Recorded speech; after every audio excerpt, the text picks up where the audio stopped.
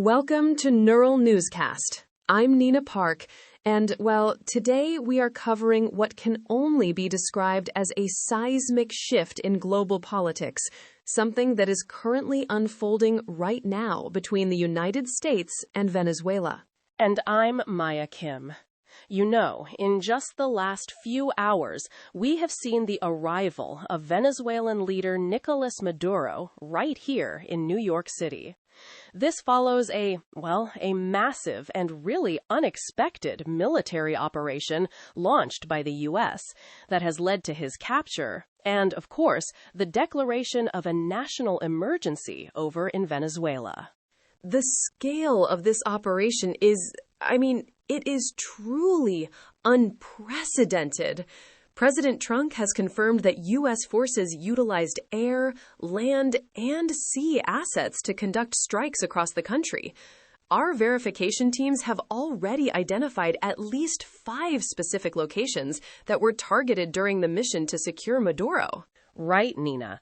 And these sites include the Generalissimo Francisco de Miranda Air Base, that is La Carlota, and Fuerte Tiuna, which is a critical military facility in Caracas.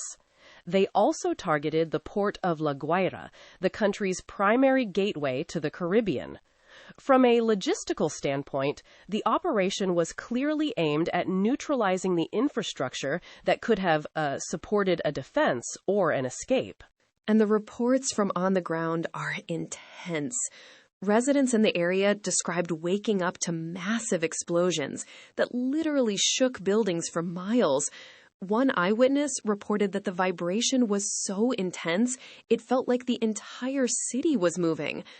While the military action was swift, the political fallout is really just beginning. President Trump has stated that the U.S. intends to manage Venezuelan affairs until a, quote, safe and judicious transition to a new government can be established. Yeah, and the focus has now shifted to the legal and medical processing of Maduro and his wife, Cilia Flores. They landed at Stewart Air National Guard Base in New York before being transported by helicopter into Manhattan. Standard protocol for high-profile detainees, right? They are undergoing medical evaluations and biometrics before their formal booking with the Drug Enforcement Administration. Maya, could you walk us through the specific charges they are facing? Because this is not just a political capture. It is a federal criminal case in the Southern District of New York. Certainly. U.S. Attorney General Pam Bondi has confirmed that the pair is indicted for conspiracy to commit narco-terrorism and the importation of cocaine. Additionally, they face charges for the possession of machine guns and destructive devices. These are extremely serious allegations that link the former Venezuelan leadership directly to international drug cartels. Wow. And while these legal steps are being taken in New York, the international community is reacting with, I would say, a mixture of celebration and deep concern. In Argentina, President Javier Milei has openly celebrated what he calls the fall of a narco-terrorist dictator. He has even offered Argentina's assistance in the transition process. On the other hand, Nina, the reaction from Brazil and Uruguay has been much more critical. Brazilian President Lula da Silva stated that these actions cross an unacceptable line and represent a serious affront to Venezuelan sovereignty. It is a stark reminder of the delicate balance of power in South America and how military intervention is viewed through different historical lenses in the region. Meanwhile, inside Venezuela, Vice President Delcy Rodriguez has remained defiant, appearing on state television to declare that Maduro remains the country's only legitimate president. The government there is calling the U.S. action a military aggression and has urged citizens to remain calm while the national emergency is in effect.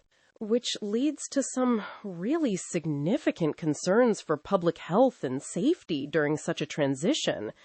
I mean, when a nation enters a state of emergency, coupled with a leadership vacuum, The distribution of medicine, food, and basic services can be disrupted. Ensuring that the Venezuelan population does not suffer further during this period of instability will be a primary concern for humanitarian organizations. Definitely. Maduro is expected to be held at the Metropolitan Detention Center in Brooklyn. It's a facility that has housed many high-profile figures. His arraignment could happen as early as Monday. This is a story that will continue to evolve rapidly, and we will be monitoring the transition of power and the legal proceedings very closely. We will continue to provide updates as more information regarding the transition and the federal court proceedings becomes available. For Neural Newscast, I am Maya Kim. And I am Nina Park. Thank you for joining us for this special report. Stay tuned for more coverage throughout the day. Neural Newscast is AI-assisted, human-reviewed. View our AI transparency policy at neuralnewscast.com.